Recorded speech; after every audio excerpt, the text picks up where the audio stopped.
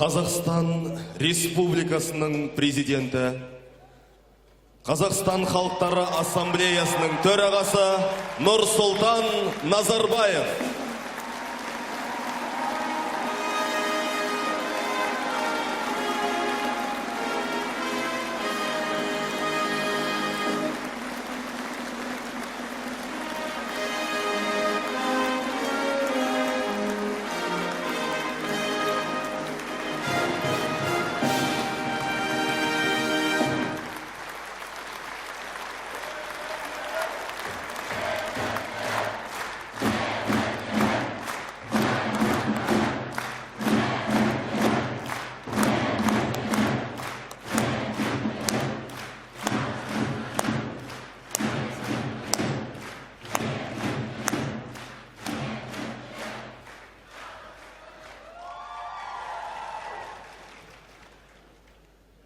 Спасибо.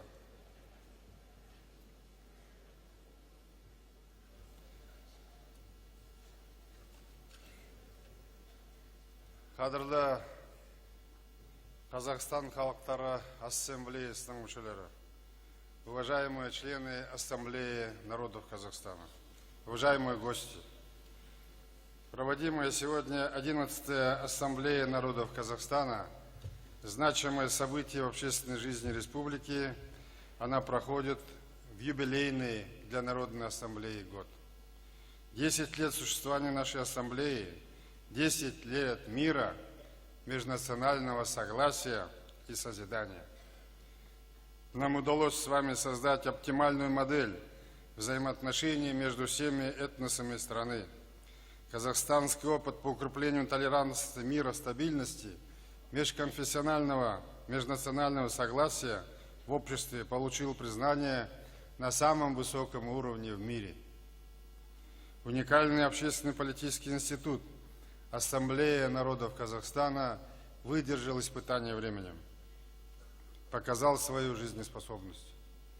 Прошедший после 10-й сессии Ассамблеи период прежде всего был отмечен расширением правовой, организационной базы развития Ассамблеи, повышением активности деятельности. 23 апреля этого года мною был подписан указ об укреплении Института Ассамблеи народов Казахстана. С принятием ранее стратегии Ассамблеи народов Казахстана этот указ должен составить прочную правовую базу для дальнейшего расширения, совершенствования деятельности Ассамблеи народов Казахстана. Сегодня мы собрались с вами для того, чтобы подвести итоги нашей совместной работы и поговорить о том, с какими духовными ценностями и ориентирами мы отправимся с вами в завтрашний день. Как мы дальше будем укреплять наше межэтническое согласие. Именно оно обеспечивает нам успешное продвижение по пути модернизации страны, процветания нашего государства, улучшения жизни казахстанцев. Разрешите 11-ю сессию Ассамблеи народов Казахстана объявить открытой.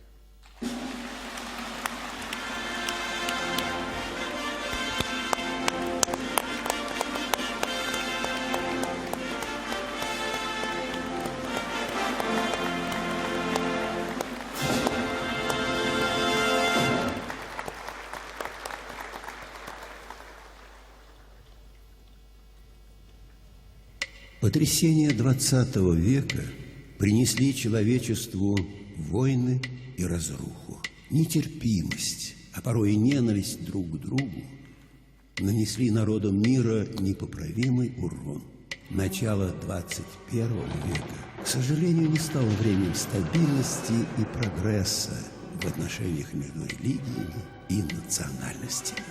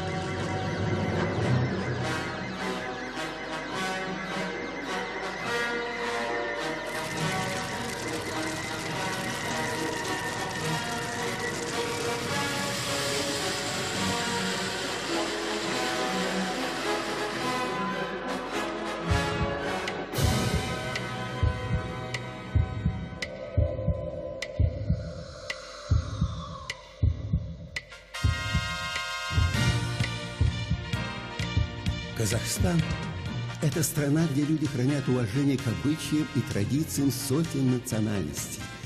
Религиозная терпимость, дружба разных народов стали гарантом стабильности и движения вперед.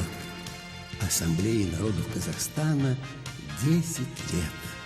Береги нашу землю, береги нашу дружбу, береги наших детей.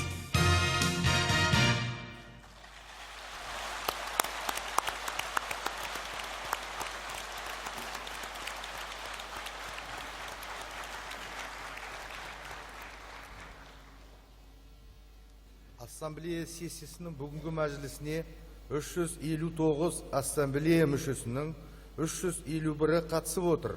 Сессия жұмысына қоғамдық ұлттық мәдени бірлестіктердің, шығармашылық зиялы қауымның, бұқаралық ақпарат құралдарының өкілдері де шақырылған. На сегодняшнем заседании сессии ассамблеи присутствует из 350 членов ассамблеи 351, а также приглашенные представители общественных, национально-культурных объединений, творческой интеллигенции, средств массовой информации.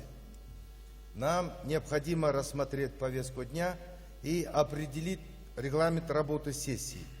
Как известно, на повестку дня 11-й сессии Ассамблеи выносится один вопрос – 10 лет мира, межнационального согласия и созидания. Есть ли замечания у членов Ассамблеи по повестке дня? Нет. Если нет замечаний, тогда можно ли считать, что повестка дня утверждена? Кто за это? Прошу членов Ассамблеи проголосовать. Прошу опустить. Против? Воздержался? Нет. Повестка дня утверждается. По регламенту работы для доклада предлагается до 30 минут. Для выступающих в прениях до 7 минут. Есть ли возражений? Нет. Принимается. Ряд членов Ассамблеи записалось для выступления. Слово для выступления предоставляется Клименко Федору Леонтьевичу, члену Ассамблеи народов Казахстана, председателю Жамбылского областного украинского культурного центра. Подготовиться Нефедовой.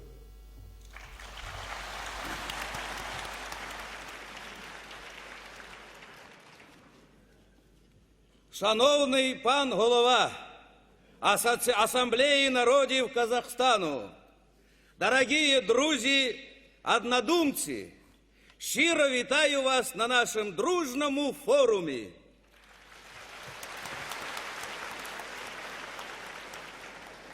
Прежде всего хочу всех вас, всех казахстанцев, поздравить с нашим большим праздником, десятилетием Ассамблеи народов Казахстана. Ассамблея стала для нас по-настоящему родной, местом, где мы можем сообща и спокойно обсуждать и решать любые вопросы. Это очень важно. Ведь национальный вопрос является одним из самых острых в мире. Даже в благополучной Европе культурные и национальные барьеры становятся препятствием для взаимопонимания, в то время как наш Казахстан становится только сильнее благодаря своему национально-культурному многообразию, богатству традиций и вероисповеданий. Уважаемый Нурсултан Абишевич, весной вы были в нашей Жамбылской области и сделали нам замечательный подарок. Открыли Дом дружбы, подчеркнув важность для Казахстана сохранения межнационального согласия. Все мы тогда были восхищены вашей простотой и сердечностью. Я вспоминаю, с какой легкостью вы разговаривали с руководителем турецкого центра на турецком языке. Танцевали с коллективом татаро-башкирского культурного центра. И как мы с вами лихо спели нашу украинскую песню «Ты ж мене підманула».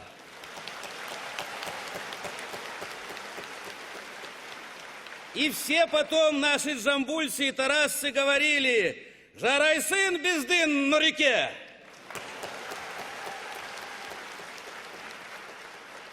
Мне, как председателю Украинского культурного центра, приходится постоянно встречаться и работать с людьми, быть в гуще масс, слышать их разговоры, знать семейные, бытовые проблемы.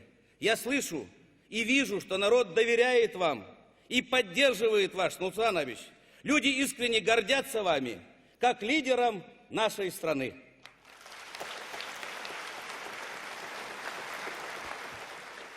Вас глубоко уважают и ждут от вас, что вы доведете до логического конца ваши реформы и планы. Сегодня наш Казахстан уверенно развивается. Сегодня жители соседних стран едут к нам в поисках работы. Мы смело и решительно движемся вперед. Наша страна своим примером показывает всему миру, как можно добиться успеха, избежав раздоров и нетерпимости. Уважаемый Нурсултан Абишевич, для меня, как украинца, очень приятно, что совсем недавно вы побывали на моей исторической родине Украине. И вообще, когда наши люди бывают на исторической родине или к нам приезжают оттуда, становится вдвойне приятно, что мои земляки-украинцы там очень высоко ценят нашу страну и лично вас. Да вы и сами, Нурсултан Абишевич, могли увидеть во время вашего визита на Украину. Не случайно и президент Виктор Ющенко приезжал к нам за опытом и не скрывал этого. Можно смело сказать, в Украину идет экспорт назарбаевской модели реформ.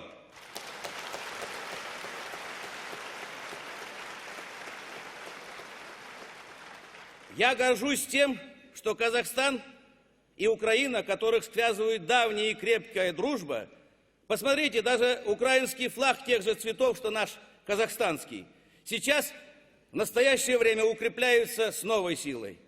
Я заверяю вас, Нурсултан Абишевич, что мы вас поддержим во всех ваших начинаниях. Пусть наш желто-бакитный казахстанский стяг развивается на радость нашим детям и внукам.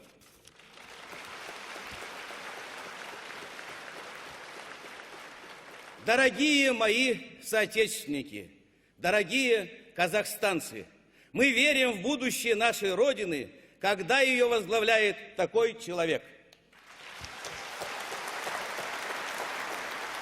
Нурсултан Абишевич, только вперед!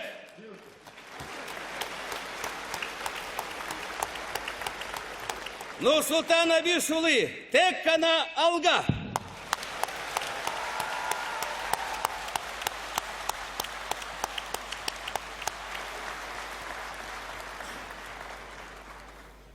Слово для выступления предоставляется Нефедовой Наталье Владимировне, члену Ассамблеи народов Казахстана, председателю Координационного совета молодежных объединений Малой Ассамблеи Павлодарской области. Подготовиться Ергешеву.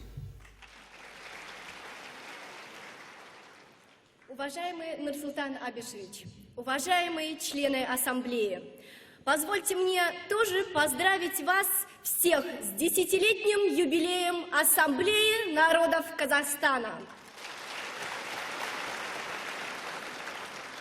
То, что было сделано на протяжении всего периода независимости, воплотилось в нашей сегодняшней мирной жизни. За это огромное вам спасибо от всей многонациональной молодежи Казахстана. Для меня отчий дом – это переплетение казахской, русской и еврейской культуры. Это Наурыз в марте, Новый год в сентябре по еврейскому календарю и Рождество Христово в январе. Это вкус пышных баурсаков, русских блинов и еврейской мацы. Это мелодии задорных 740 и задушевных, любимых папой, русских песен. И одинаково дороги для нашей семьи звуки дамбры и песни Батырхана и Розы Рымбаевой.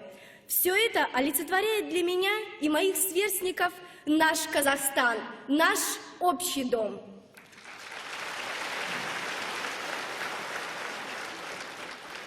Рассказы родителей о своих корнях, стремление узнать язык, культуру и традиции своего народа привели меня почти 10 лет тому назад в первую в Казахстане школу национального возрождения, а затем и в Ассамблею народов Казахстана.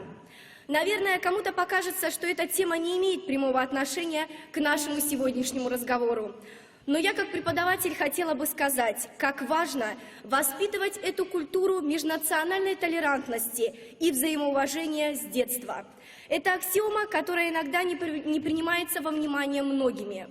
Самая тонкая материя – это национальные чувства. Слабый человек всегда будет винить в своих неудачах другого, более успешного и более сильного. И не дай Бог, чтобы это приняло этническую окраску. Осознание важности и необходимости работы среди молодежи привело к созданию молодежного крыла Малой Ассамблеи Павлодарской области. Наш координационный совет объединяет молодое поколение 14 национально-культурных центров, а это более 1000 молодых людей. Среди нас есть студенты и рабочие, учащиеся и молодые предприниматели, преподаватели, новички и опытные общественники, представители более чем 20 национальностей. Всех нас объединяет одно желание – вместе прожить интересную жизнь свободного и счастливого человека.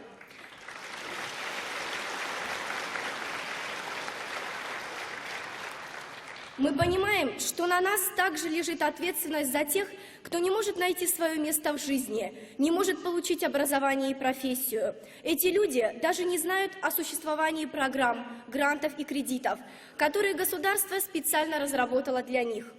Поэтому одним из пунктов нашей деятельности является разъяснительная работа. Мы уверены, что молодые люди должны элементарно знать свои права и обязанности, знать, что государство делает для них. В рамках общегородской программы «Молодежь» мы сотрудничаем со многими молодежными организациями города Павлодара и сельских районов. Найти таланты и направить их в созидательное русло – наша основная задача. Поэтому мы провели ряд интересных мероприятий. Это фестиваль творческих коллективов, молодежных объединений, круглые столы, семинары и игры КВН в учебных заведениях, концерты в воинских частях, городская спартакиада, выступления на областном радио и телевидении, трудовые десанты и посадка деревьев в аллее имени десятилетия Ассамблеи. Мы видим, что молодежь верит нам, а значит и в будущее нашей Родины. Сегодня перед нами открыты все пути. Мы учимся, работаем, строим, занимаемся бизнесом, берем кредиты, возродили студенческие строительные отряды. Все это стало возможным благодаря поддержке государства, реализации государственной молодежной политики. Нам есть чем сравнивать. Мы видим и понимаем, что сегодня мы имеем то, чего лишены многие сверстники в других странах. И знаете, сейчас мне хотелось бы признаться, мы с подругами буквально перед моим отъездом в Астану обсуждали мою поездку. И знаете, мы пришли к выводу, что из всех президентов в СНГ у нас самый умный, самый энергичный и самый красивый лидер.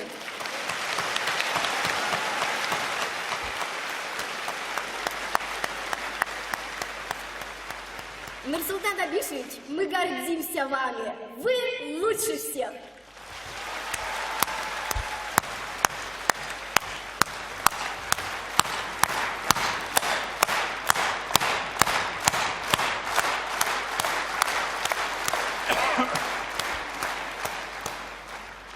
Слово для выступления предоставляется Ергешеву Размату Байташевичу, члену Ассамблеи народов Казахстана, представителю Ассоциации общественных объединений узбеков Дослых. Подготовиться Ахмадиеву. Глубоко уважаемый господин председатель Ассамблеи народов Казахстана, уважаемые члены Ассамблеи, дорогие соотечественники, сегодня в день десятилетия нашей Ассамблеи с этой высокой трибуны я хотел бы сказать очень важные для меня слова благодарности к великой и гостеприимной земле Казахстана, в разные годы принявшей и обогревшей миллионы людей разных национальностей. Земля Казахстана – моя родная земля. Земля здесь моя историческая родина. Именно здесь познакомились мои родители. Мой отец узбек, простой шахтер, работал на шахте в Караганде. Там же он познакомился и женился на моей матери татарки. На этой земле родился и я, и сделал свои первые шаги. Окончил школу в городе металлургов Темиртау, где в то время трудился наш Нурсултан Абишевич. Позже поступил в вуз, успешно защитил кандидатскую диссертацию, затем докторскую. Работал на различных должностях, преподавал, работал в научно-исследовательских институтах, на государственной службе. Сейчас занимаюсь строительным бизнесом. Моя семья, как и у моих родителей, тоже интернациональная. Я женился на девушке, отец которой украинец, мать русская. Мои братья женаты на казашках, сестра тоже полюбила и вышла за казаха. Осы тізімге қосатыным бар. Менің бажам да неміс ұлтынан.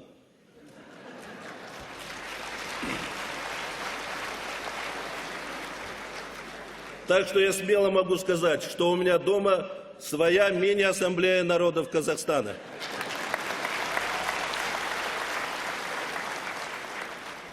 Для чего я все это говорю?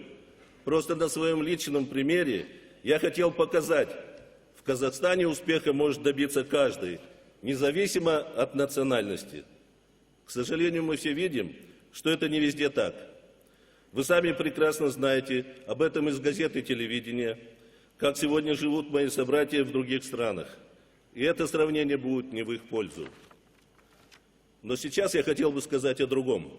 Мы живем в стране, где нет насилия и крови, где мир и согласие стали таким же естественным явлением, как и то, что каждое утро встает солнце, и это прекрасно. Мы должны понимать, что результат каждодневной и упорной многолетней работы и та политика, которую проводит Нурсултан Абишевич Назарбаев, оказалась единственно верной и доказала свою жизнеспособность. Наш Казахстан стал надежным, теплым и родным домом для всех, без деления на больших и малых, на главных и второстепенных. Мы все едины и уверены в своем будущем. И мы гордимся своей страной, своей родиной, ведь мы все едины. Мы все казахстанцы.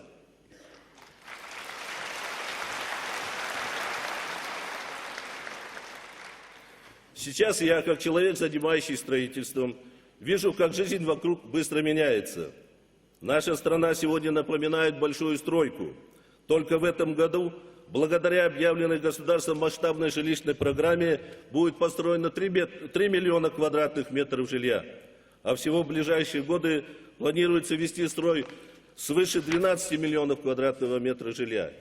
А ведь жилищное строительство тянет за собой и другие отрасли, в том числе и производство цемента, бетона, металла, стекла. А это дает работу десяткам тысяч людей. И сегодня руководителем этой грандиозной стройки, архитектором здания по имени Казахстан, является лидер страны Нурсултан Назарбаев.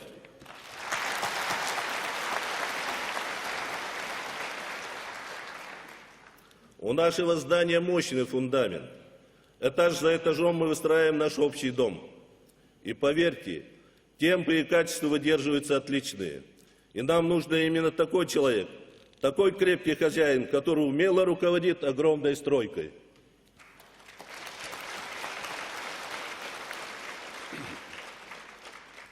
Құрметті қауым, жақын арада ораза айт күндері мен Теміртау қаласына туысқандарыма барып едім. Кезінде металлург болып жұмыс істеген 80-ге келген Еспай ақсақалмен әңгімелесіп, сол кісінің сөзі есімде қалды. Балам, сен Астанада жүрсің ғой. Сен сәті келсе, саған айтатын сөзімді жеткізші. Бізге бірақ елбасы керек, ол Нурсултан Назарбаев.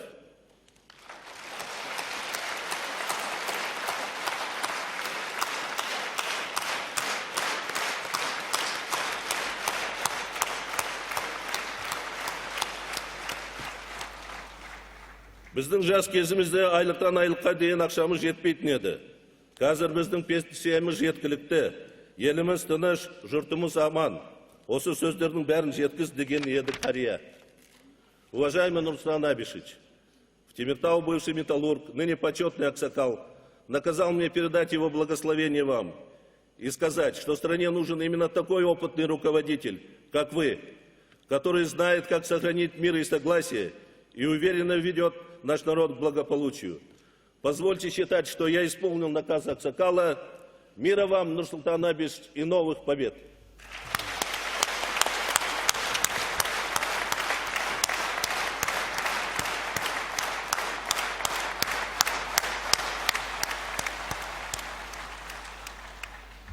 Слово для выступления предоставляется Ахмадиеву Мурату Ахмадиевичу, члену Ассамблеи народов Казахстана, директору Государственного уйгурского театра музыкальной комедии. Подготовится Утебаева Цой.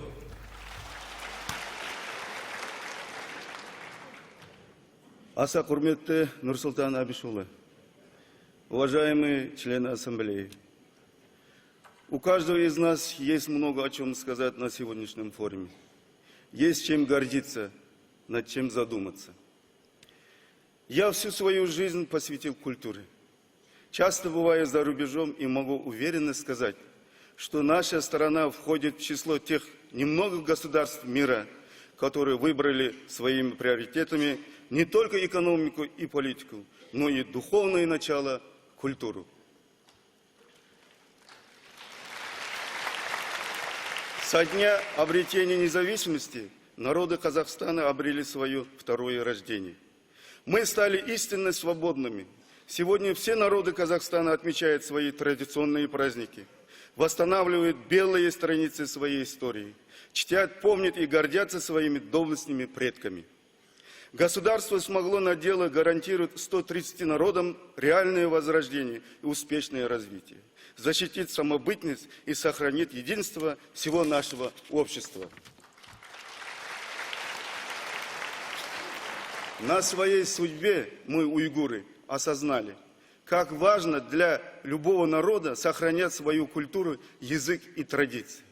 Думаю, это очень хорошо понимал Нурсултан Абишевич Назарбаев, когда 10 лет назад предложил создать Ассамблею народов Казахстана.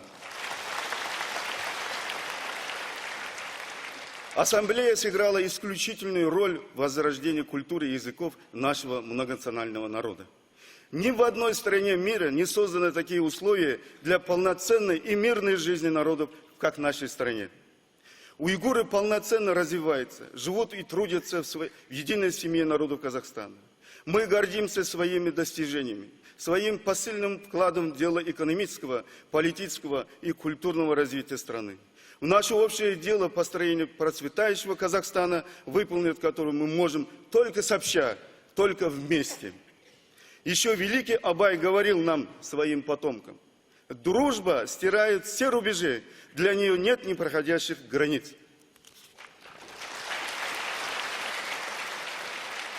И вот уже на протяжении веков мы живем и трудимся вместе на благословенной земле Казахстана. Именно здесь мы, уйгуры, смогли раскрыть свой потенциал, проявить свои таланты в культуре и в искусстве, сохранить родную культуру и язык. Что говорит? Моя дочь Дильназ Ахмадиева представляла Казахстан на международном конкурсе молодых певцов «Новая волна» в Юрмале. Снялась в национальном проекте в фильме «Кочевники». Является любимицей публики. Не знаю, может ли быть такое в какой-нибудь другой стране.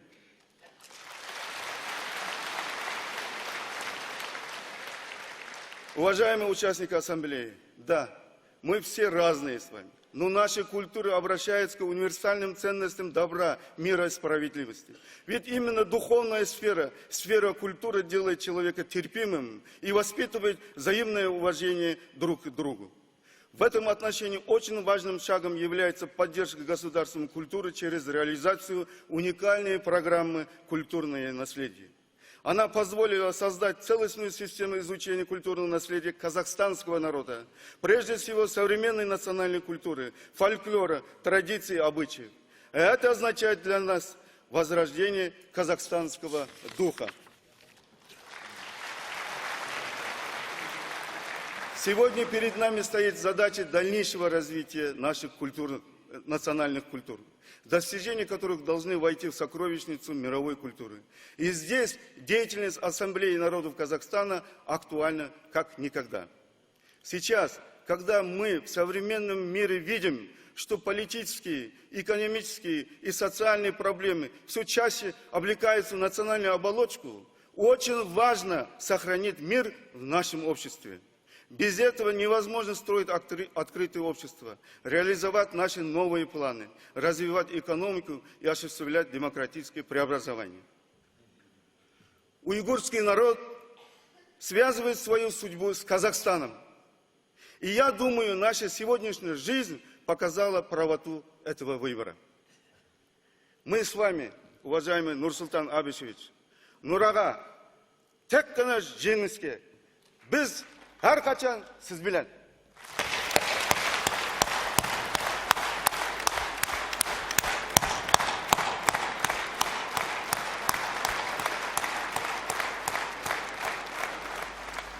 Слово для выступления предоставляется Утебаевой Цой Марии Николаевне, член Ассамблеи народов Казахстана, председателю Корейского национально-культурного центра Тхоноил, Атырауской области. Подготовиться Гагаловой. Еры Ибандари, Анен Хасимника, уважаемый председатель Ассамблеи народов Казахстана, уважаемые члены Ассамблеи, Ак Жайық жерінен жалынды сәлем қабыл алыңыздар. Говорят, родину, как их родители, не выбирают. Волей судеб мы оказались на казахстанской земле. И скоро, через 2 года, исполнится 70 лет, как корейцы обрели свою вторую родину. Казахи приняли нас, помогли обустроиться. В голодные военные и послевоенные годы мы вместе выживали, делили хлеб и радость. Многие из пожилых корейцев вспоминают те далекие и очень тяжелые времена насильственного переселения. Да, Казахстан стал родной землей. Земля казахстанская богата, но нелегко поддается обработке. Но корейцы всегда умели выращивать овощи и лечить болезни с помощью лебеды и крапивы. Мой отец рассказывал, что в тогдашнем нашем ауле дети ждали, когда же вырастет почти что единственная сладость и лекарство от многих болезней – простая морковка. Общие страдания, радость и боль только укрепили дружбу и согласие народов. Мы всегда помним слова нашего глубоко уважаемого Нурсултана Абишевича, сказанные им на юбилейных торжествах, посвященных 60-летию проживания корейцев в Казахстане. Это наша с вами земля, наша общая родина. И эти теплые слова греют наши души. Это я на собственном опыте знаю, ибо мой муж казах, и на примере своих родственников и друзей. Редко застолье обходится без русской селедочки, без корейского салата, без украинских шпикачек и, конечно же, без казахского хазы. И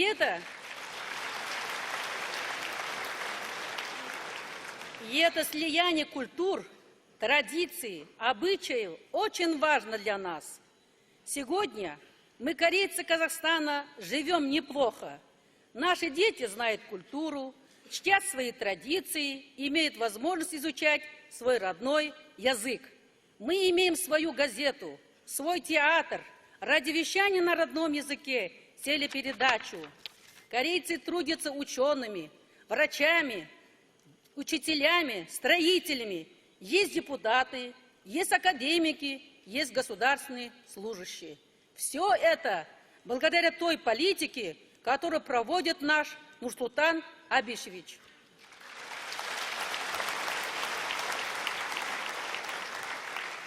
Отдельно спасибо вам за то, что вы не оставили без внимания ни одну религию и строите сейчас в Астане дом конфессии, где представители разных верований могут прочесть свои молитвы под одной крышей.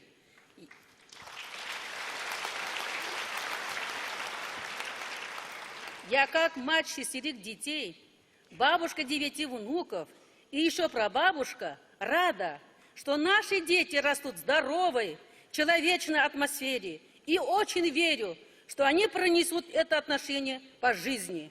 И для меня, простой женщины, сегодня я считаю, это большая честь сегодня выступать перед вами.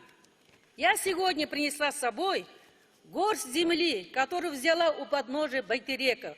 Вот она, казахстанская земля.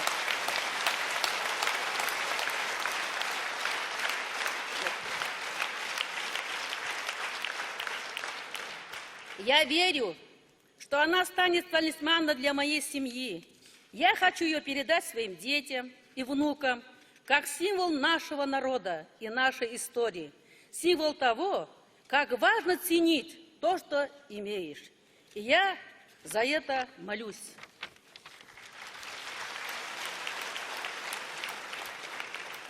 Есть разные религии и молитвы, но я придумала для себя очень простую, которая, наверное, будет близка многим из вас. О Всевышний, храни нашу землю и благе, и здравие. Сделай так, чтобы наша дружба и наши люди становились все сильнее и богаче. И дай нашему Нурсултану Абишевичу сил сохранить все это во имя наших детей и внуков. Аминь.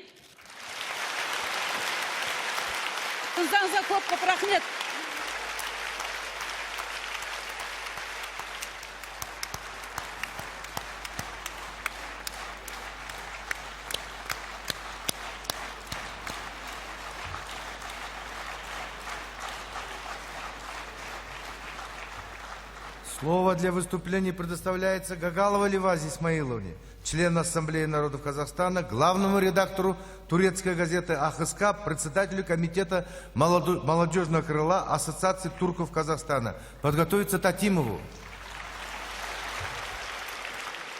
Аса құрметті Нурсултан Абишулы, құрметті қауым, многоуважаемый Нурсултан Абишевич, уважаемое высокое собрание. Сегодня прозвучало много теплых слов о дружбе народов, о межэтническом согласии, достигнутом нами.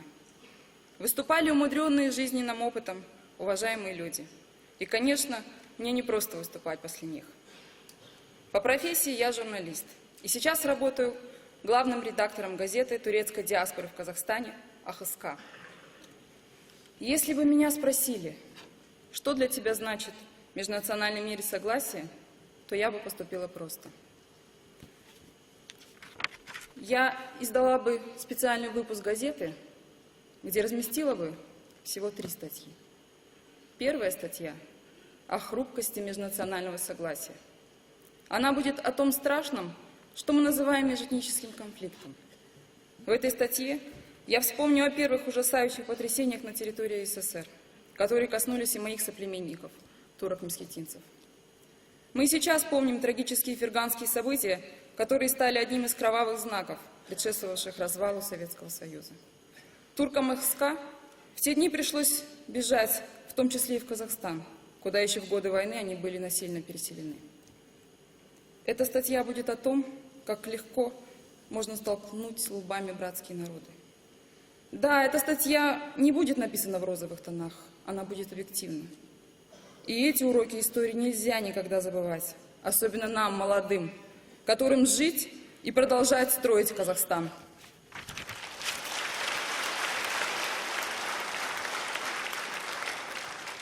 Свою вторую статью я бы назвала «Французский синдром» и посвятила теме важности открытого диалога между народами и тем ловушкам, которые поджидают, если его не будет. Это не будет экскурс в историю, пусть даже недавняя. Это, наверное, будет беспристрастный репортаж, голая констатация фактов. Я напишу о событиях во Франции, где до сих пор идут погромы, где нагнетается истерия в вопросах различий по национальности и вере. Я напечатаю несколько интервью с молодыми арабами и африканцами, которые не могут адаптироваться во Франции, не имеют работы, не имеют легального статуса. Я спрошу их, почему все это происходит? И наверняка они ответят, потому что государство о нас не думает. Оно просто отвернулось от нас, от наших проблем, как будто нас нет. И здесь же я покажу совсем другие факты из нашей с вами жизни. О том, что турецкой молодежи нет нужды поджигать машины, чтобы привлечь внимание к своим проблемам. Сегодня каждый второй турок свободно владеет казахским языком. По республике работают десятка казахско-турецких лицеев, где учатся дети разных национальностей, где родители ценят качество образования. А кроме того, есть Международный казахско-турецкий университет в Туркестане. Я напишу о работе Турецкого национального центра. 5 лет издается на русском, казахском, турецком языках газета «АХСК». При нашем активном участии создано 2 полнометражных художественных фильма. Заметно вырос профессиональный уровень театра МИКО. Усилиями диаспоры построены мечети в наших селах. 5 лет в Алматы проводится международный турнир по вольной борьбе, в котором участвуют юные спортсмены из разных стран. В 3 областях Казахстана под патронажем турецкого центра проводятся молодежные чемпионаты области по футболу. Открыто более 5 спортивных клубов, залов для борьбы. Отреставрированы пришкольные сельские стадионы в разных регионах страны. И, наконец, свою третью статью я назову «Завтрашний день». В ней я напишу об умении мечтать и воплощать мечты в жизнь. В самом начале трудного пути независимого Казахстана все планы, в том числе и программа «Казахстан-2030», казались красивыми и несбыточными мечтами. Но сегодня на наших глазах эта программа воплощается в жизнь. Посмотрите, какой бум идет в экономике. Все движется вперед, строится, модернизируется. Даже пессимисты признают результаты воплощения в реальность этой мечты. И сегодня я хочу от себя просто сказать большое спасибо, глубоко уважаемый Нурсултан Абишевич.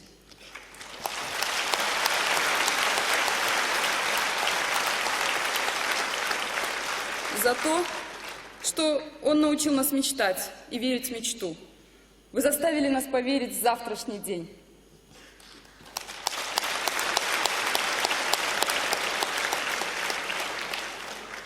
Теперь мы, видя новые амбициозные планы страны, уже не мечтаем, а твердо верим, что Казахстан перестанет быть развивающимся государством и станет одним из наиболее успешных государств в мире, а значит, наладится и наша жизнь. И вместе с нашим лидером мы видим Казахстан страной, которая будет для всех образцом мира и согласия, в которой никто не будет чувствовать себя ущемленным. Представляя молодежное крыло нашей ассамблеи, я скажу так. Сейчас у всех нас есть большой шанс двигаться вперед, к нашей мечте. Казахстан тек қана алға.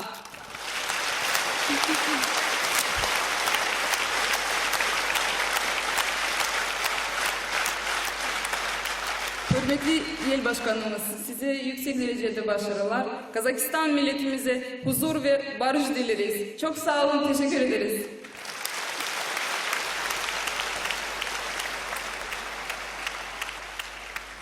Слово для выступления предоставляется Такимову Макашу Байгалиевичу, члену Ассамблеи народов Казахстана, ректору Центральноазиатского университета. Подготовиться Хайруллину.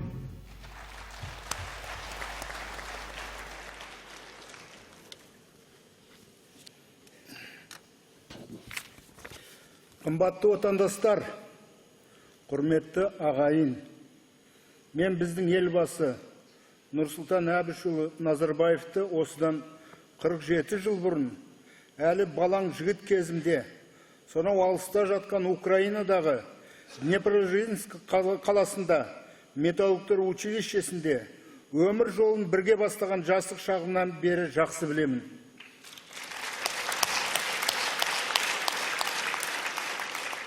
Сол кездің өзінде ол өзін басқаларға ұйымдастырушы, әрі құрбыларына жақсы дос ретінде таныта білді. Мен бүгінгі Қазақстанның жан-жақсы даму дәрежесі, әлемге әйгілі өркениетті ел болуы, біздің елбасымыздың ерен еңбегінің тікелей нәтижесі деп түсінемін. Бұдан 10 жыл бұрын Назарбаевтың ұсынуымен құрылған Қазақстан Халықтар Ассамблеясы барлық ұлттарды біріктіріп отырған ерекше ұйымға айналды. Дүние жүзіндегі теңдес жоқ бұл институт ұлтаралық қатынастар мәселесін шешуде мемлекеттік ұлттық саясаттың маңызды құралы болып отыр. Сөйтіп Назарбаев еліміздің ұлтаралық келісімінің қазақстандық үлгісін жасады. Дорогие друзья, юбилейные дни невольно начинаешь подводить итоги того, с чем ты пришел к этой дате. Нам, казахстанцам, слава Аллаху, есть чем гордиться. Мы все это видим, и многие в своих выступлениях так или иначе говорили об этом. Обобщая, на мой взгляд, их можно свести к 7 главным достижениям. Одно из первых достижений – построен независимый Казахстан. Современное, успешно развивающееся государство, признанное во всем мире. Теперь нас знают многие, хотя буквально 10-15 лет тому назад мало кто в мире даже слышал название нашей страны. Казахстан стал лидером реформ, войдя в десятку самых динамично развивающихся экономик мира. И это при том, что в бывшем СССР по уровню развития мы занимали 13 место. Казахстанцы стали жить лучше. За последние 5 лет доходы населения в среднем выросли в 3 раза. Сейчас ВВП на душу населения достиг $3400. Бұл аттай жарты миллион тенге деген сөз. Казахстан стал первой страной в мире, добровольно отказавшись от мощного ядерного арсенала, закрывавший ядерный полигон. Впервые в своей истории Казахстан обрел четкие международно признанные границы. Построена новая столица Астана, которая воплотила в себе рассвет, мощь и силу народов, став символом и гордостью нового Казахстана. И, наконец, основное достижение у нас в Казахстане – мир и стабильность. В нашей стране создана уникальная модель межэтнического и межрелигиозного согласия.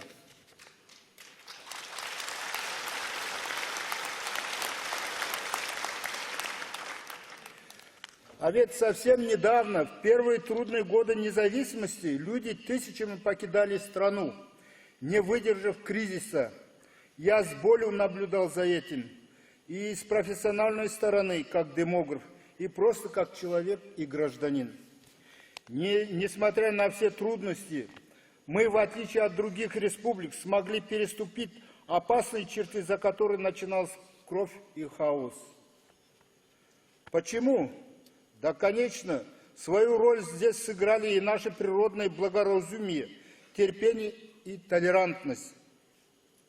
А мне и сегодня страшно подумать, что было бы, будь на месте Нурсултана Назарбаева кто-то другой. Тогда он нашел необходимый баланс и восстановил равновесие, добился мира и согласия для нашей многострадальной земли. Теперь он организовал настоящий прорыв в экономике, делает все для улучшения жизни людей. Сегодня все казахстанцы, независимо от национальности, могут строить и планы на будущее, связывать это будущее с Казахстаном, своей родиной. Даже те, кто когда-то покинул страну, стали теперь возвращаться. Для меня в этом нет ничего удивительного. Как я уже сказал, мне посчастливилось знать Нурсултана Абишевича еще со времен нашей юности, в годы учебы в Днепродзержинском металлургическом училище. Уже тогда в нем ярко проявился волевой характер и умение выделить первостепенное, важное, не отвлекаясь на заманчивые, неперспективные вещи, цепкий ум, дотошность, стремление самому дойти до всего. Я помню, когда мы с ватагой убегали в город, Нурсултан Абишевич оставался заниматься.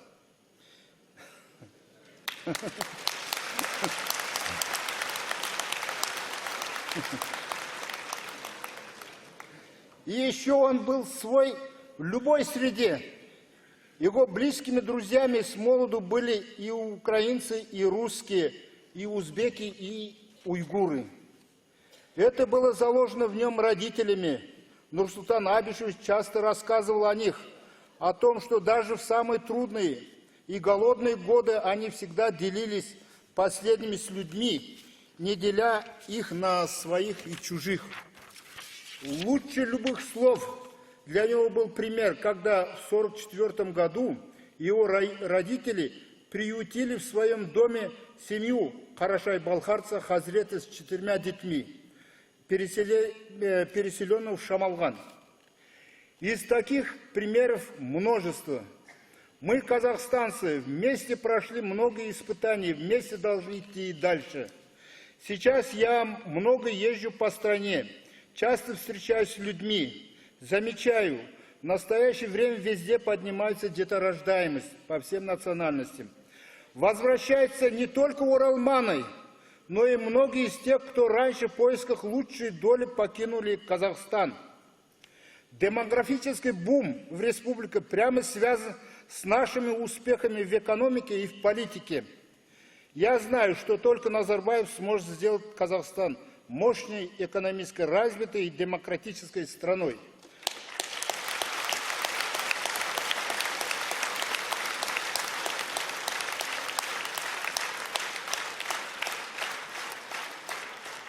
Он никогда не подводил и держал свое слово.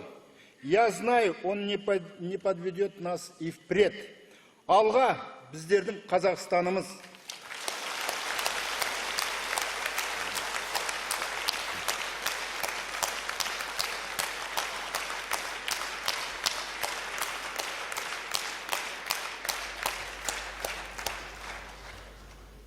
Слово для выступления предоставляется Хайруллину Ришату Валиевичу, члену Ассамблеи народов Казахстана, председателю Татарского культурного центра Западно-Казахстанской области. Подготовится Вишниченко. Уважаемый председатель Ассамблеи народов Казахстана, уважаемые члены Ассамблеи, уважаемые гости, для меня большая честь выступать от имени Татарского национального культурного центра, от имени всех татар, чьей родиной навсегда стал Казахстан. Для нас, татар, Казахстан стал по-настоящему родиной уже с давних времен. Но мы не теряем связи с нашими соплеменниками из Татарстана. Также и наши братья тоже не забывают нас. И когда в прошлый раз к нам в гости приезжал с визитом президент Татарстана Шаймиев, мы рады были принять его. Мы почувствовали гордость, когда Минтимир Шаймиев получил из ваших рук, Нурсултан Абишевич, Государственную премию мира и прогресса первого президента за особый вклад в укрепление мира и дружбы, взаимного доверия между народами и активную деятельность, направленную на развитие отношений между Казахстаном и Россией.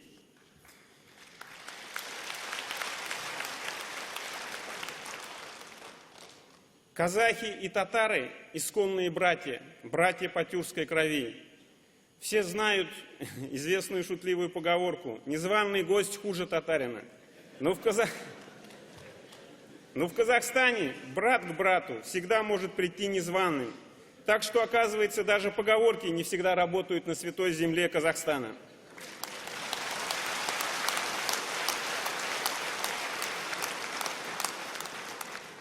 Шутки шутками, но я действительно могу зайти в гости не только к казахам, но и к представителю любого другого народа Казахстана, потому что мы живем здесь в дружбе и согласии. И я горжусь, что я татарин, что я казахстанец.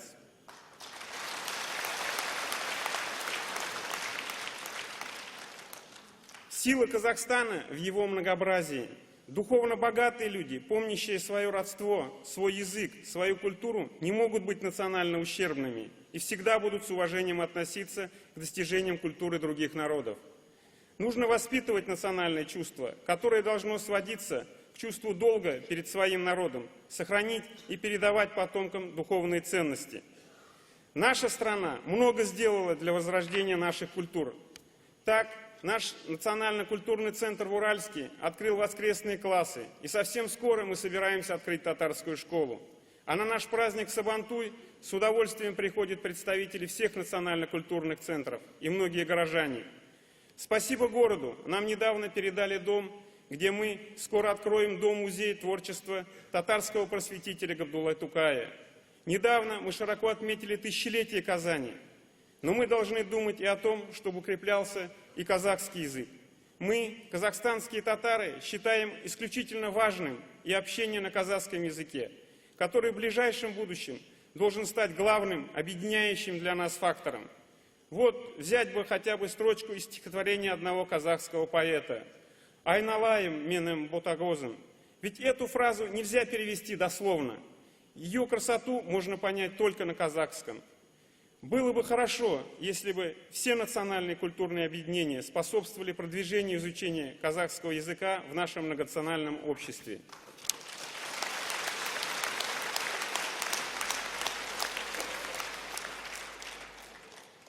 Наша общая родина Казахстан сейчас стоит на пороге больших перемен. Мы должны перейти тот Рубикон, который отделяет нас от вхождения в число 50 самых развитых государств мира. И сейчас мы должны собрать все силы и совершить настоящий прорыв в будущее. И теперь, когда наша страна вступает на этот этап, стоит перед новым выбором, я скажу одну народную мудрость, думаю, близкую каждому. Коней на переправе не меняют. Мы, Нурсултан Абишевич, за вас.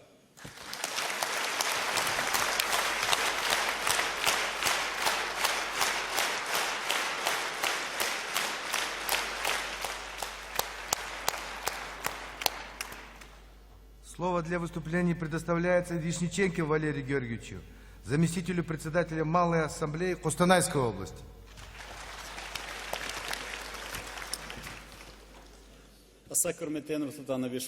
Уважаемые участники Высокого собрания. Честно говоря, когда я готовился к своему выступлению, я собирался, помимо поздравлений участникам Ассамблеи с 10-летним юбилеем, рассказать подробно, что делается национально-культурными центрами Костанайской области. Ведь нам действительно есть чем гордиться.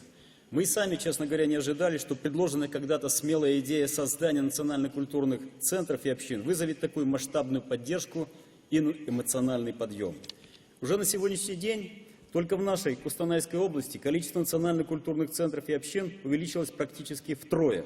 Мы даже между собой шутим, что скоро можно будет говорить о количестве НКЦ на душу населения. Но если говорить серьезно, то это просто подтверждает безусловную важность и нужность этого дела.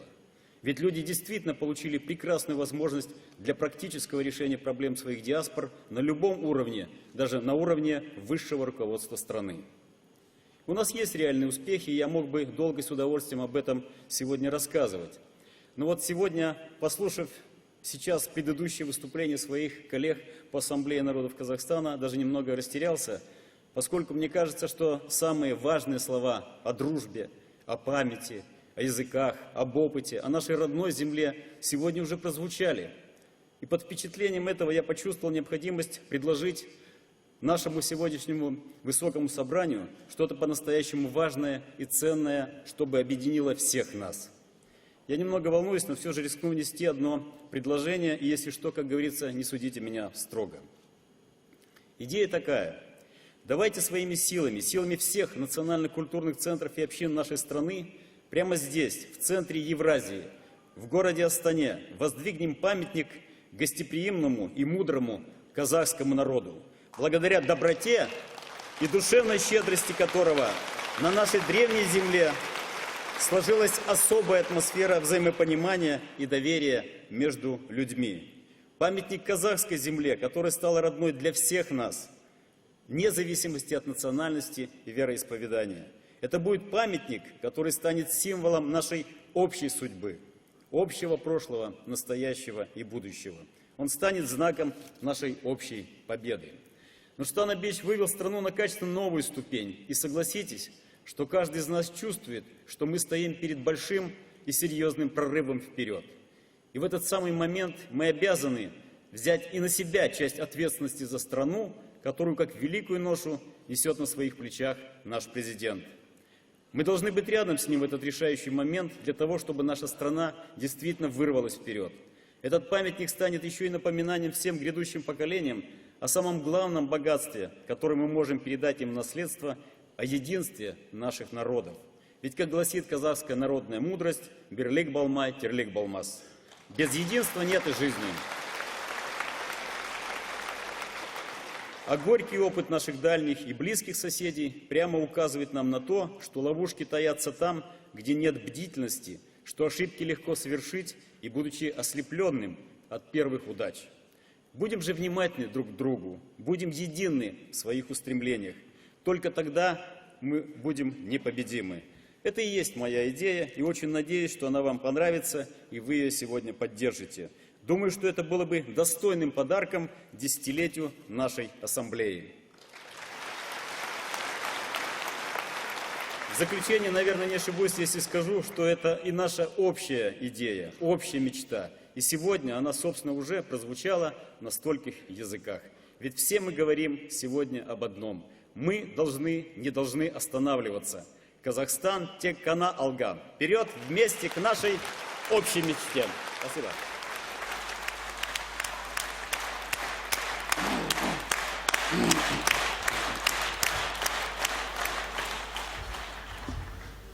Слово для выступления предоставляется председателю Ассамблеи народов Казахстана Нурсултану Абишевичу Назарбаеву.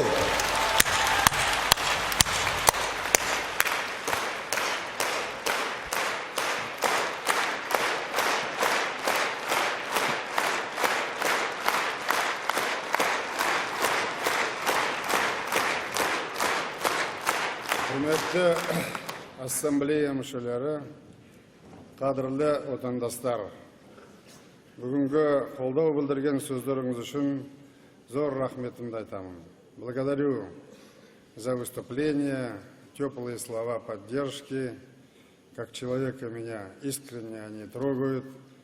Хотя мы сегодня больше будем говорить о десятилетии нашей ассамблеи. Единственное могу вам еще раз пообещать, я от ваших похвал не испорчусь.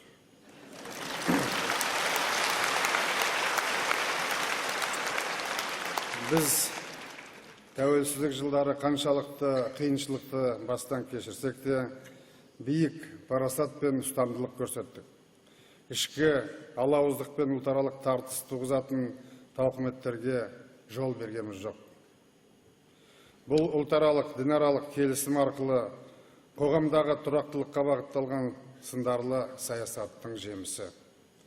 Жаңа ғана көрсетілген фильм ойланбай жүргізілген саясаттың қандай оранға кеп соқтыратынын анық көрсетіп отырған жоқ па.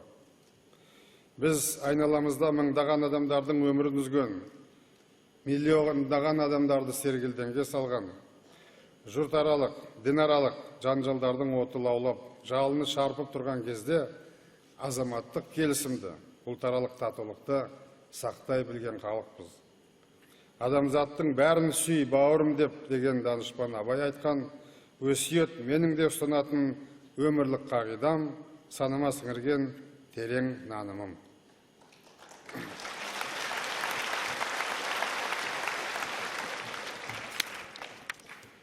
Уважаемые казахстанцы, уважаемые члены Ассамблеи, вспоминаю, как осенью 1991 года, период распада СССР, я был с миротворческой миссией на Горном Карабахе.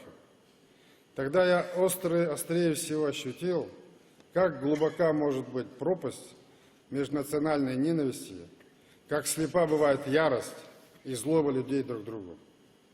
Как бывает тонка та грань, которая отдаляет мирную жизнь от беспощадного пролития крови, бессмысленной жестокости. Как трудно залечить раны, истерзанные сердца и память. Я хорошо помню гражданскую войну в Таджикистане. Не разные народы, а таджик с таджика живьем сдирал шкуру. И таджика убили 100 тысяч человек. Именно в те годы я глубоко впечатлилось мое сознание, и я поклялся себе, что сделаю все, что от меня зависит, чтобы демон межэтнических расприй никогда не был выпущен на свободу в моей стране.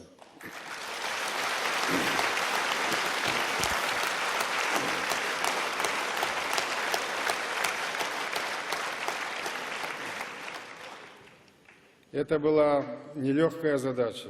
Тогда, в начале 90-х, все считали почему-то, что именно Казахстан является кандидатом номер один на возникновение массовых межэтнических столкновений и кровопролития. Но мы доказали, что это не так. Своим практическим опытом, своей жизнью, своей работой мы опровергли все эти теории фатальной неизбежности межэтнических, гражданских конфликтов в Казахстане. В этом году независимости нашей страны исполнится 14 лет. 14 лет упорного труда, терпения и побед. В этом году нашей Ассамблее народов Казахстана исполняется 10 лет. 10 лет мира, согласия и созидания. Именно Ассамблея открыла новую страницу не только в истории нашей государственной национальной политики, но и решение национального вопроса в мировой практике. Позвольте от всей души поздравить вас с этими достижениями, с этим юбилеем нашей Ассамблеи.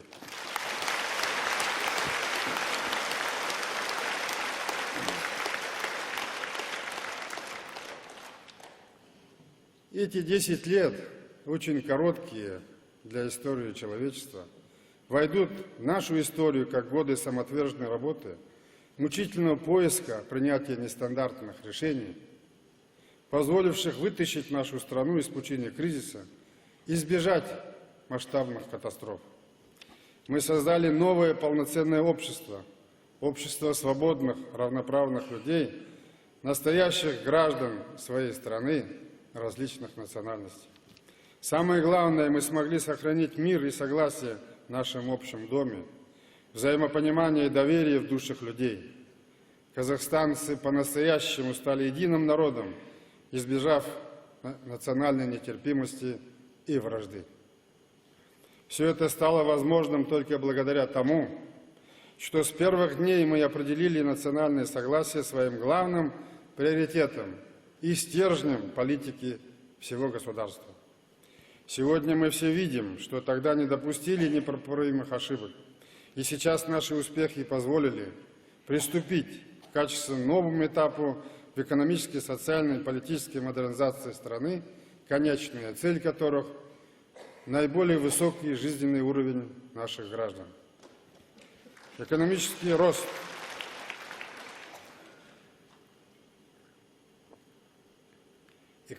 рост в потенциале хороший стимул для углубления либеральных процессов и демократизации в нашем обществе. И здесь мы имеем четкую программу, знаем, чего хотим, знаем, как этого достичь. Уверен, что новая для Казахстана повестка дня позволит нам войти в число самых эффективно развивающихся государств мира и создать высокие стандарты жизни для наших граждан.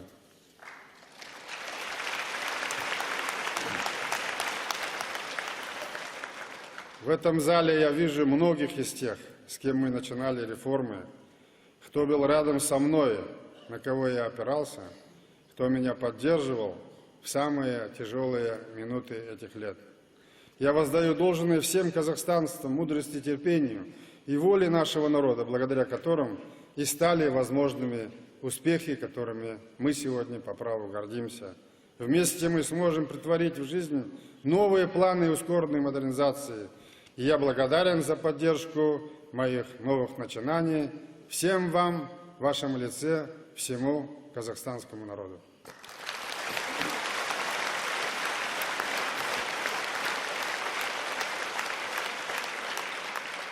Но мы с вами должны помнить, что прошедшие годы – это не только годы нашего успеха. Это годы, которые помогли осознать и нашу уязвимость, и угрожающие нам опасности.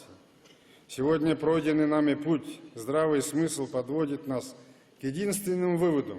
Успех реформ и само существование государства зависит от мира и согласия в нашем доме, от того, насколько соблюдается подлинное равенство всех членов этого общества. Думаю, именно здесь пролегает тот незримый нерв, который отделял истинно демократические подходы от популистской риторики. Вспомните, как еще в 1992 году на первом форуме народов Казахстана родилась идея создания ассамблеи, воплотившаяся в жизнь в марте 1995 года. Будем честны, вначале у многих были большие сомнения в жизнеспособности ассамблеи, но сегодня от того скепсиса не осталось и следа. Сейчас Ассамблея народов Казахстана – авторитетный, международно признанный общественный форум, который гармонично объединяет народы нашей страны, позволяет сообща находить ответы на самые сложные вопросы современности. Я вспоминаю тяжелый для всех нас 1995 год. Страна находилась в тисках жесточайшего кризиса. Тогда испытанию на прочность была подвергнута наша молодая государственность, наши цели, идеалы, наша стратегия реформ. И в тот трудный момент именно Ассамблея народов Казахстана взяла на себя всю полноту ответственности за будущее страны, подтвердив необходимость референдума, который был проведен в тот год.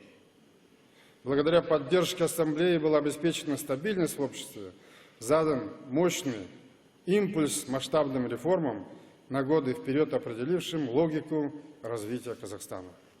Прошедшие 10 лет ознаменовались большими достижениями Ассамблеи, создание демократической правовой базы в сфере межэтнических отношений, реализация государственной программы развития языков, стратегия развития Ассамблеи позволили совершить прорыв в сознании людей и добиться возрождения культуры и традиций народов, проживающих в стране.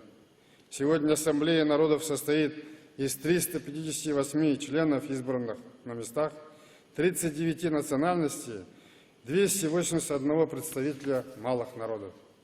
Сегодня государство поддерживает деятельность 471 национально-культурного объединения, в 19 республиканских религиозных национальных газет, радио, телепрограмм, 6 национальных театров. Такого не увидишь ни в одном государстве мира. За последние годы в регионах страны построено 11 домов дружбы, в Алматы строится еще один новый дом дружбы, в Астане в следующем году будет завершен храм мира и согласия. Только в области национального образования у нас активно действует более 100 этнических школ, 170 воскресных языковых центров. В школах национального возрождения работает 29 отделений по изучению 11 языков.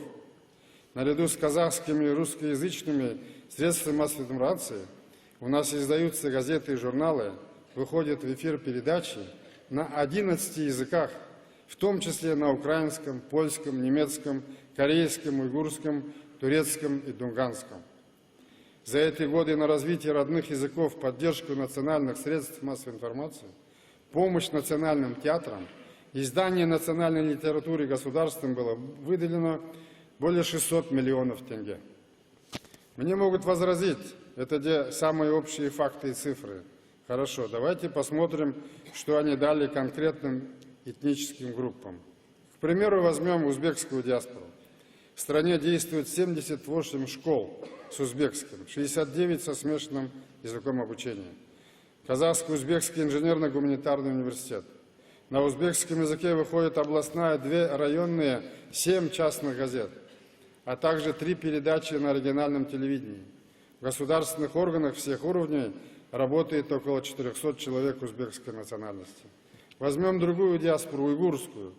Ее представители заняты в судебной системе, государственных силовых структурах, представлены в сфере бизнеса, политики, науки, культуры. В сфере государственного управления работает 350 уйгуров. Их количество динамично растет, так только по сравнению с 2002 годом в 1,5 раза. В вузовской научной сфере работает 37 докторов наук, профессоров, свыше 200 кандидатов наук уйгурской национальности. Диаспора имеет 8 газет и журналов. На уйгурском языке ведется телевизионное радиовещание. Только в Казахстане уйгуры имеют государственный уйгурский театр драмы и музыкальной комедии, для реконструкции которого из бюджета было выделено около 200 миллионов тенге. На сегодня в Казахстане действует 63 школы с уйгурским и 50 смешанным языком обучения. Я привел примеры только по 2 диаспорам, я мог бы долго продолжать по всем другим, и это вы лучше меня знаете. Такая ситуация касается и корейцев, украинцев, всех других этнических групп Казахстана. Не буду перечислять факты, они известны. Это есть истинная забота, истинная дружба, истинное желание развития всех культур, языков, народов, живущих в нашей стране.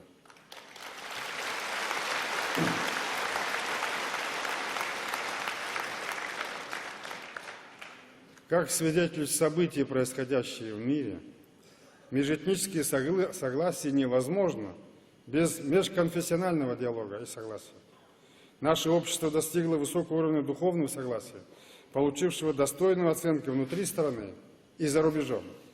У нас действует 3340 религиозных объединений, 2400 культовых сооружений, представляющих порядка 40 конфессий и деноминаций.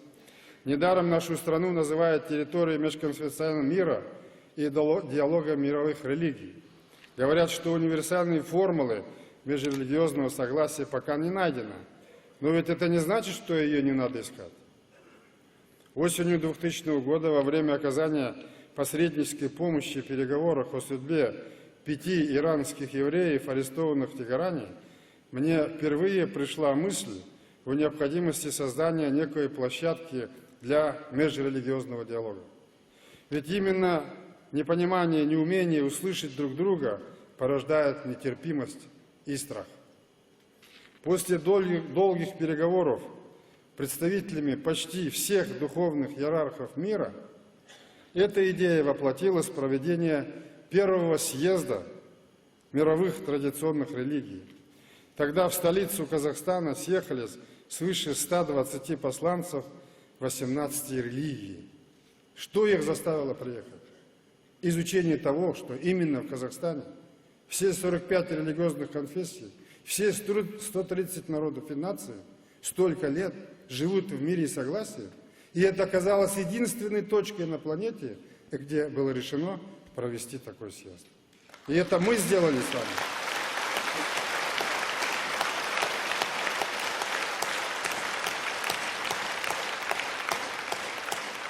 Для меня важно, что этот съезд стал конкретным вкладом нашей страны в преодоление вызовов религиозного противостояния, которые, к сожалению, все шире распространяются по миру. Совсем недавно, 9 ноября в Нью-Йорке, на 60-й сессии Генеральной Ассамблеи ООН были приняты две резолюции о поощрении межрелигиозного диалога и сотрудничества на благо мира, поощрении религиозного и культурного взаимопонимания, гармонии и сотрудничества, выдвинутой группой государств-членов Организации Объединенных Наций. Эти документы подчеркивают важность поощрения взаимопонимания, терпимости, дружбы между людьми во всем разнообразии их религий, убеждений, культуры и языков. В них отмечается, что терпимость проявлением культурного, языкового, этнического, религиозного разнообразия, как и диалог между цивилизациями, является необходимым условием мира, взаимопонимания и дружбы между странами и народами. В резолюциях приветствуются инициативы Казахстана о проведении съездов лидеров мировых традиционных религий. Отмечается, что эта инициатива способствует межкультурному взаимодействию между обществами во имя достижения мира и взаимопонимания.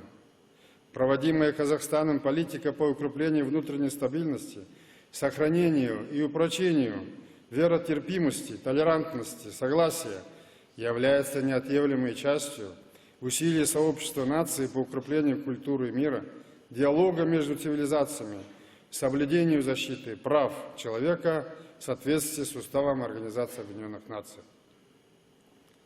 В следующем году мы вновь ожидаем у себя делегатов второго съезда мировых религий.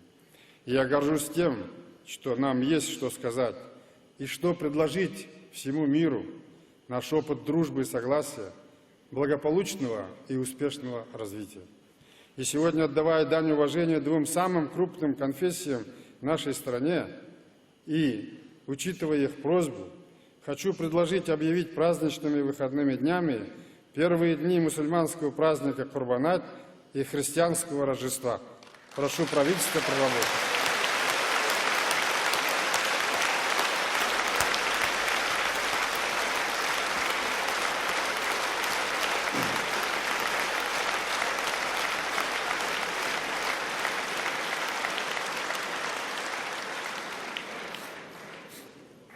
Я часто говорю, может, повторяюсь, нам надо всегда людям, человекам помнить несколько вещей.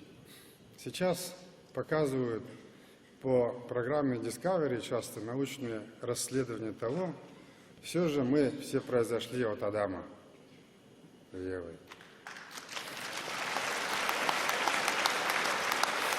Если проследить гены всех людей, которые живут, они ведут к одному источнику. Это привнесено, это божественно. И это, я думаю, точно. Это один момент, что мы люди, происшедшие от одного отца и матери. Это первое.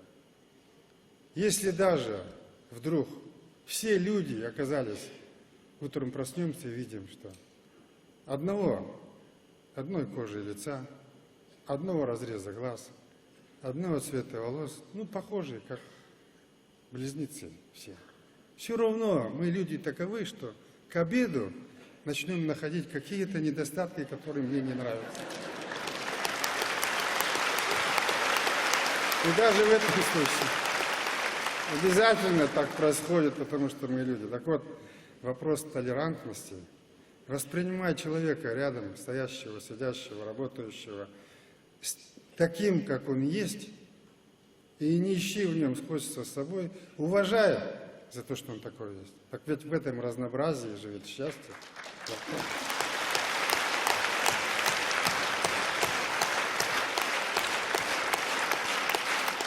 Даже в одной семье, если жена постоянно воспитывает мужа и муж жену, хочет его переделать, другим сделать, ну это же будет уже не Иван, а Петр какой-нибудь.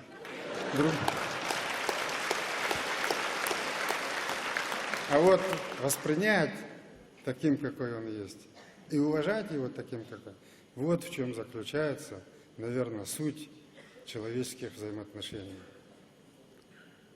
Один мудрец хотел проверить отношение к разности и спросил двух людей рядом с собой, чем отличается день от ночи? Вот эта черта, грань, в чем? Один говорит, когда еще можно отличить вишню от яблони, например. Кешки, апак-сапак кездет это. Другой говорит, нет, можно козла от барана отличить. Третий говорит, если идут одна негритянка, одна белая, можно сказать, что это белое, это черное. Двое, говорит, были неправы. Третий был прав, но с одним исключением. Ты должен был сказать, идут две прекрасные женщины.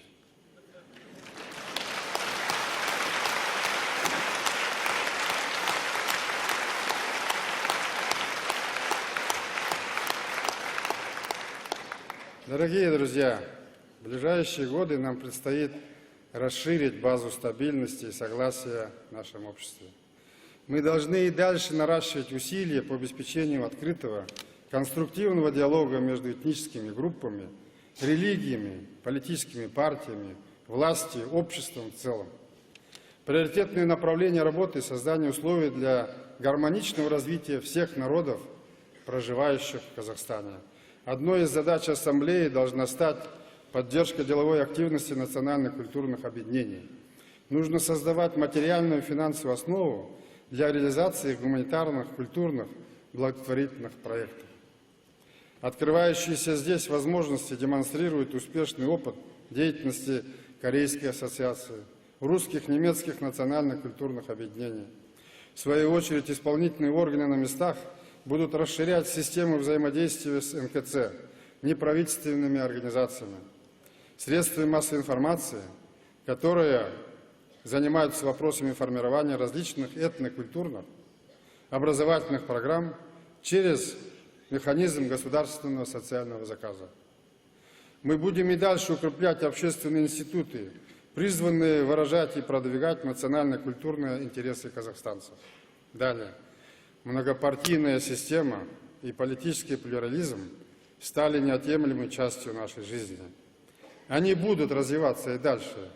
Это необходимость в демократическом обществе. Но важно, чтобы взаимодействие между партиями не стало ареной конфронтации, чего мы сейчас наблюдаем, между прочим, и где действует принцип «чужой-свой», мешающий обществу двигаться вперед. Это было бы опасным явлением для нашей государственной. Поэтому в законодательном порядке, в интересах наших граждан, мы должны поставить заслон против попыток расколоть наше общество.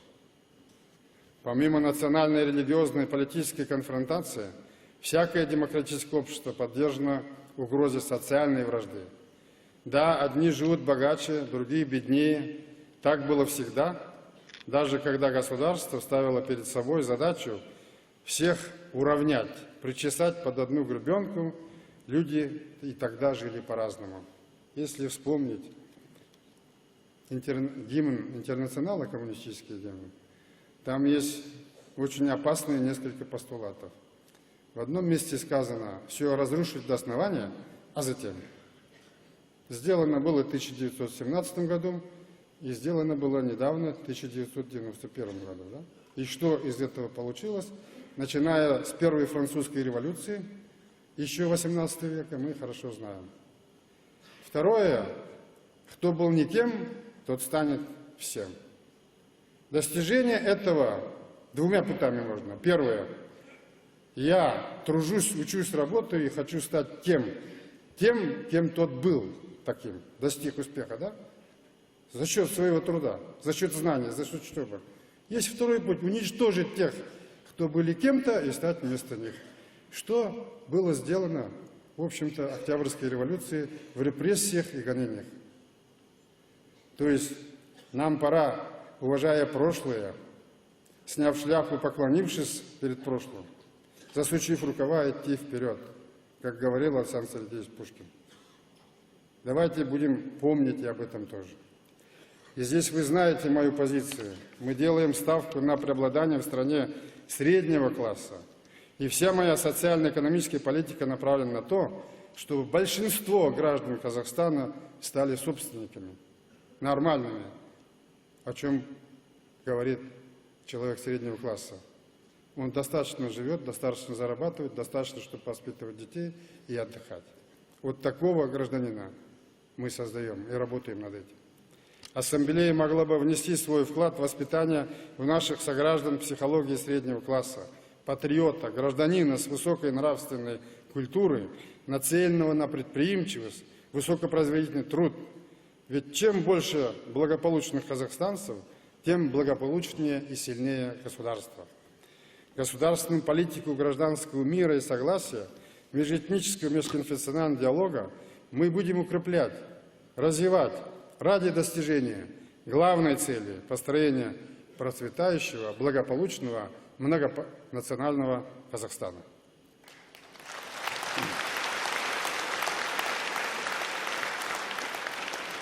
Сбалансированная языковая политика при умножении лингвистического богатства народов Казахстана является основой нашего единства и прогресса.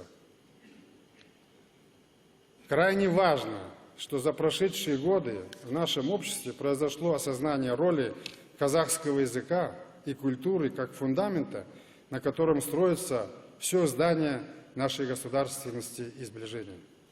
Вместе с тем мы будем по-прежнему проводить политику поддержки русского языка как важное условие интеграции нашей страны в глобальный мир и как язык общения между нациями и народами. Мы всегда будем с уважением относиться и к другим языкам народов, проживающих в нашей стране. Мы также должны понимать, что наш путь в современность требует знания английского языка, особенно для нашей молодежи. Возродив независимость государства, мы реализовали многовековую мечту народа. Сегодня, укрепляя право наших сограждан распоряжаться собственной судьбой, мы должны также полноценно возродить, развивать историческое, культурное наследие предков всех народов. Также многовековые традиции, духовный опыт казахского народа и тем самым предоставить всем действительно равные права. Наша политика должна заключаться в том, чтобы развивать и углублять этот процесс. Если все члены Ассамблеи примут самое непосредственное участие, как здесь было сказано, в изучении и распространении казахского культуры и языка, это будет служить дальнейшей консолидации всех казахстанцев. Будем быть видны все.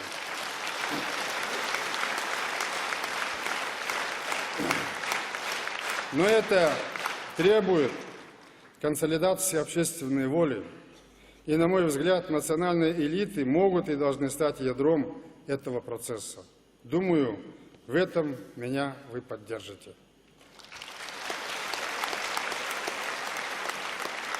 Уважаемые участники Ассамблеи, да, сегодня мы добились успехов, признанных во всем мире. Но если мы хотим сохранить их, мы не можем почивать на лаврах. Сегодня мир стоит на пороге серьезных проблем.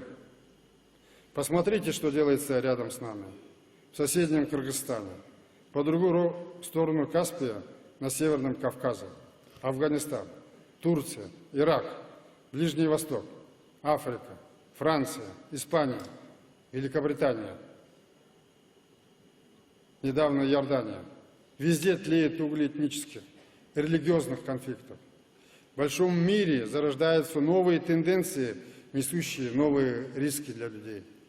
По прогнозам экспертов, величайшие преимущества глобализации выпадут прежде всего на долю тех стран и наций, которые смогут получить доступ к новым технологиям, превратить их в жизнь, то есть тех, кто сегодня богат.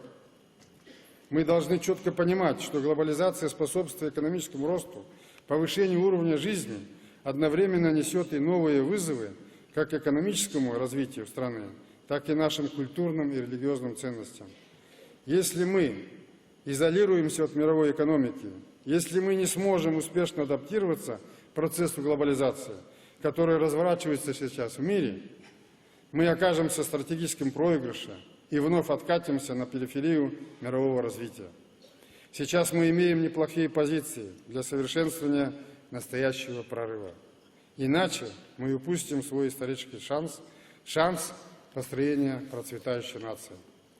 Поэтому все программы, известные вам, новые идеи и по индустриализации, по жилищному строительству, по инновации, направлены на то, чтобы выйти вровень со всеми. Сегодня мы сталкиваемся с новым суровым вызовом, имеющим принципиальное значение для дальнейшего прогресса Казахстана, как сохранить мир и безопасность в регионе. В ближайшие 10-15 лет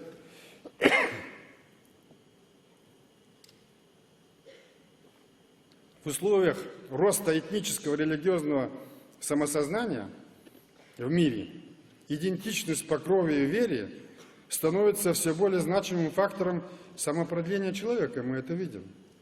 Мы не должны допустить, чтобы этноконфессиональные разногласия стали основой будущих конфликтов. Для нас и нашего региона это особенно важно. Наивно было бы полагать, что в любой, даже самой терпимой, развитой политической стране межнациональное согласие может сохраняться само по себе. Без активной национальной политики государства, без активной роли национальной элиты любого общества. К чему это может привести в противном случае? Мы смогли убедиться на примере одной из самых толерантных и демократических стран Европейского Союза, Франции. Посмотрите, что там происходило в последнее время. Глубоко убежден, Казахстан может и должен стать одной из базовых опор в системе обеспечения безопасности Центральной Азии. Так же, как мы пришли к осознанию нашей новой геополитической роли в мировой энергетической системе, мы должны осознать и нашу ответственность за стабильность, безопасность в Центральной Азии. Мы, государство Казахстана, и я, как глава государства, все для этого делаем. Успех нашей экономической и политической модернизации уже стал моделью и стимулом для стран региона и в целом для возрождения Центральной Азии. В будущем я вижу Казахстан ведущим государством региона с действенной демократией и устойчивой экономикой. Сегодня я призываю лидеров